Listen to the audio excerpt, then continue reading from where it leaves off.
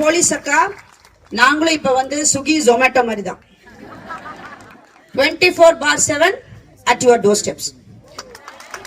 நாங்க எப்பவுமே உங்களுக்காக இப்ப நம்ம வந்து இங்க ஃப்ரீயா நீங்க இருக்கீங்க இல்லையா, உங்க வீட்டு பொண்ணுங்க எங்களுக்கு கால் பண்ணா நாங்க முதல்ல அங்க இருப்போம்.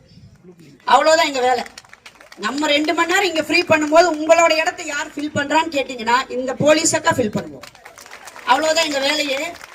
அவங்க எந்த இடத்துல எந்த ப்ராப்ளம் எதுவா இருந்தாலும், இவங்க சொன்ன அந்த பஸ் இன்சிடென்ட் ஆகட்டும், அது வந்து கொஞ்சம் கம்மி. என்னையெல்லாம் ஒரு 5 மணி நேரம் லைன்லயே வச்சிருக்காங்க. அவங்க பொண்ணு இங்கிருந்து லேட்டா கிளம்பிட்டாங்க, காலேஜ்ல இருந்து ஒரு இன்சிடென்ட். லேட்டா கிளம்பி போறாங்க, டக்குன்னு ஒரு 11 o'clock ஒரு 12 o'clock போன் வருது. சொல்லுமா அப்படின்னா, அக்கா நான் லேட்டா கிளம்பிட்டேன், எனக்கு பயமா இருக்கு, எங்கடா போகணும்னு கேட்டேன். மதுரை மாட்டுத்தாவணி போகணுங்கிறான். சரி ரைட்டு, அக்காவா போயிட்டேன்ல, ஒன்னும் பேச முடியாது. ரைட்டரா நீ லைன்லயே வச்சிரு, நீ போய் சேர்ற முடிக்கு லைன்லயே இருந்தோம். அவர் 2:45 மணிக்கு இறங்கிட்டு சொல்ற, அக்கா ஆட்டோ ஸ்டாண்ட் இருக்கா என்னன்னு தெரியலக்கா, நீ போட பக்கத்துல ஸ்டேஷன் இருக்கும், ஒன்னும் பிரச்சனை, நான் லைன்ல இருக்கேன்னு சொல்லிட்டு பக்கத்துல இருக்க ஆட்டோ ஸ்டாண்ட் போய் அவரை போட்டோ எடுத்து அவர்கிட்ட போனை கொடுத்து அந்த பொண்ணு வீடு போய் சேர்ற முடிக்கும் லைன்ல இருந்து என்ஷூர் பண்ணி அவங்க அம்மா கிட்ட பேசினதுக்கு அப்புறம் தான் நான் தூங்கியிருக்கேன்.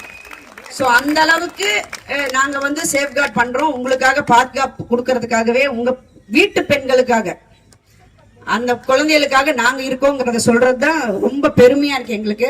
நிறைய இன்சிடென்ட்ஸ், நிறைய கால்ஸ் வருது எனக்கு, நிறைய சொல்லுவாங்க எங்களுக்கு. பட் அதையும் தாண்டி ஃபேமிலிக்குள்ள ஒரு ஆளா நாங்க இருக்கோங்கிறத ரொம்ப பெருமையா இருக்கு.